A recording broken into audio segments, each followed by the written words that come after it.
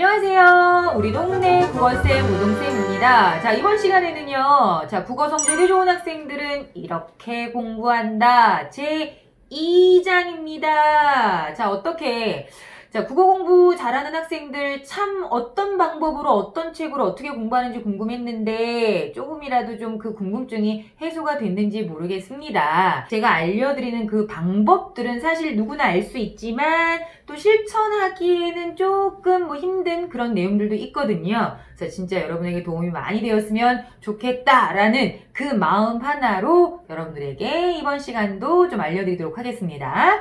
자, 이번 시간에 알려드릴 내용도 3가지인데 그 중에 첫 번째, 자신이 이해한 내용을 설명할 줄 안다. 이건 또 무슨 얘기일까?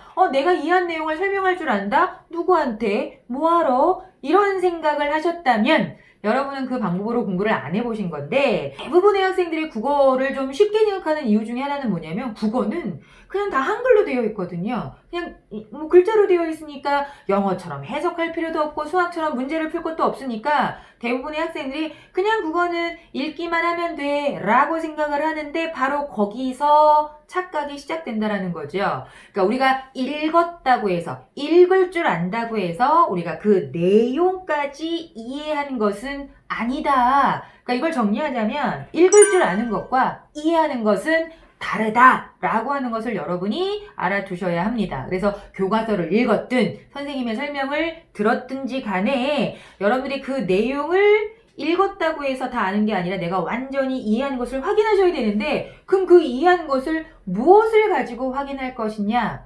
바로 이때 필요한 것이 누군가에게 설명하는 것이다. 그러니까 여러분이 직접 선생님이 되어서 가르쳐 본다면, 내가 이해했구나. 내가 이 부분은 살짝 이해가 부족하구나 라는 걸 여러분이 직접 확인하실 수 있다라는 거죠. 그럼 내가 선생님이 되어서 누구에게 설명하느냐? 학생들이 없는데, 이제 그 방법은 여러분이 선택하시면 되는데, 거울을 보고 하셔도 되고요.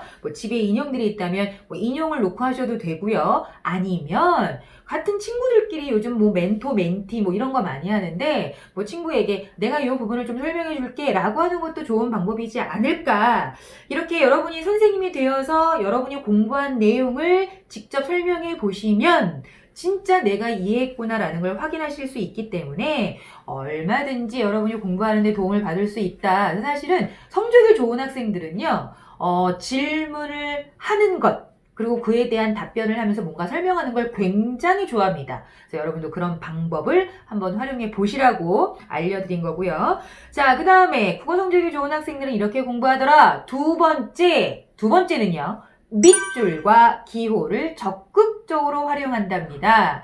제가 이제 이렇게 학교에서 공부한 국어책 좀 가지고 와봐. 교과서를 보면요. 진짜 의세책이야 할 정도로 깨끗한 학생들도 있고, 이게 도대체 뭐야? 여기 무슨 그림이 있었어? 원래 무슨 글자가 있었던가 하면서 낙서로 지저분하게 되어 있는 학생들도 있는데, 너무 깨끗해도 문제고요. 너무 지저분해도 문제라는 거죠. 그래서 적당한 밑줄과 적당한 기호를 통해서 내가 지금 읽고 있는 부분의 핵심어가 무엇인지, 핵심 문장이 무엇인지 한번 찾아보는 것도 중요하고, 특히 문제 풀 때 여러분 1, 2, 3, 4, 5번 중에 여러분이 보기에 답이 아니다 싶은 것은 진하게 X를 해 놓으시고, 2개 중에 고민되는데 진짜 답을 모르겠다라고 하는 건 그 2개만 표시를 해 놓은 상태에서 다른 문제 풀었다가 다시 와서 그 2개 중에 고민을 하시는 게 좋겠죠. 그래서 국어 같은 경우에는 제가 이제 지우기 수법이라고 하는데, 하나씩 답이 아닌 것들을 지워 나가고 남은 것들 중에 답을 고르면 훨씬 더 확률이 높아지기 때문에 좀 더 정확하게 문제를 푸는데 도움이 된다. 그래서 문장 내 핵심어 찾는 거, 동그라미, 네모, 세모 이런 기호 적극적으로 활용하시면서 읽고 문제 푸시는 게 훨씬 도움이 된다. 자, 그 다음 제가 이제 알려드릴 3번째는 이해할 것, 암기할 것을 잘 정리한다. 근데 제가 이제 이거 말씀드리면 대부분의 학생들이 국어가 이해할 것이 있다는 건 알겠는데 국어에 암기할 게 있어요? 국어도 암기 과목이에요? 라고 오히려 되려 질문하는 학생들이 굉장히 많습니다. 근데 결론부터 말씀드리자면 국어에도 암기할 것 있습니다. 국어도 외워야지만 어느 정도 성적을 받을 수 있다라는 거죠. 제가 보는 국어 공부의 3단계가 있는데 첫 번째, 잘 읽는다. 두 번째, 이해할 것은 이해한다. 그리고 세 번째가 암기입니다. 근데 이제 제가 세 번째 단계에서 암기할 것 있으니까 외우세요 라고 하면 이제 대부분의 학생들이 국어마저도 아니 사회 역사 이런 거 외울 것도 많은데 국어도 외워 하면서 되게 힘들어 하시는 것 같은데 이해를 바탕으로 한 암기가 되어야 한다라는 거죠. 사실 국어도 공부하다 보면 굉장히 어려운 개념들 많이 나오는데 이해를 건너뛰고 무조건 암기를 하는 학생들이 있습니다. 왜? 내일이 시험이니까. 근데 이제 그러한 암기는 결국 뭐 실력을 키워주지는 못하기 때문에 큰 도움이 되진 않으니까 어느 정도 이해를 바탕으로 하고 이해를 하신 다음에 그 중에 중요한 몇 가지를 암기하시는 게 좋다. 그럼 도대체 국어에서 무엇을 암기해야 하나요? 일단 제일 암기가 필요한 영역은 문법이겠죠. 문법.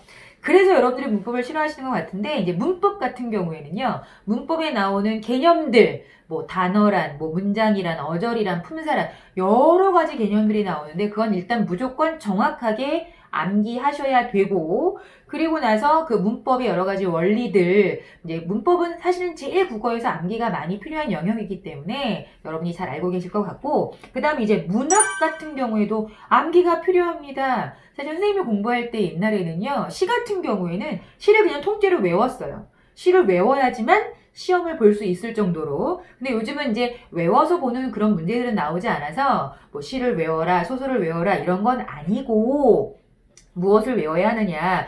그러니까 왜 우리가 이제 예를 들어 시나 소설 같은 거 배울 때 시의 특성, 소설의 특성, 구성 요소 이런 거 배우잖아요. 이런 건 좀 외워주셔야 합니다. 뭐 특성 한 서너 가지 정도, 그 다음에 뭐 시, 소설의 구성 요소가 보통 세 가지 정도인데 그런 구성 요소들, 갈래별, 특성, 그리고 이제 우리가 문학을 배울 때 새롭게 접하는 용어들, 뭐 화자, 서술자, 시점 뭐 이런 것들 있잖아요. 그런 용어의 뜻은 그때그때 나올 때 그냥 고개 끄덕이면서 이해했어 끝나는 게 아니라 정확하게 외워두시면 다음 학년 넘어가서도 여러분이 편안하게 공부할 수 있을 것이다.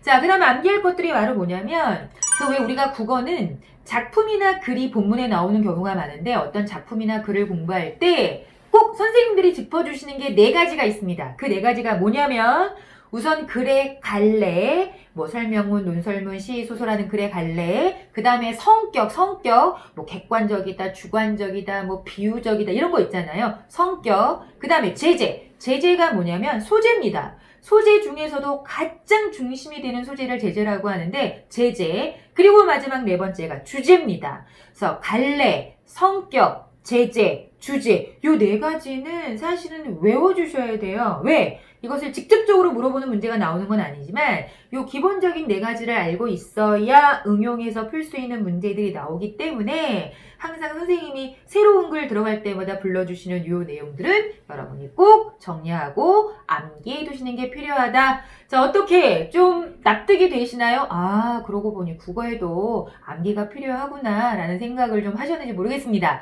자, 제가 이번 시간에 알려드린 세 가지. 첫 번째, 자신이 이해한 내용을 설명할 줄 알아야 된다. 두 번째, 밑줄과 기호를 적극적으로 활용한다. 그리고 세 번째, 이해할 것, 암기할 것을 잘 정리한다. 였습니다. 자, 요런 작은 방법들 모이고 모여서 큰 실력의 차이를 만들어낸다는 거 꼭 명심하시기 바라고요.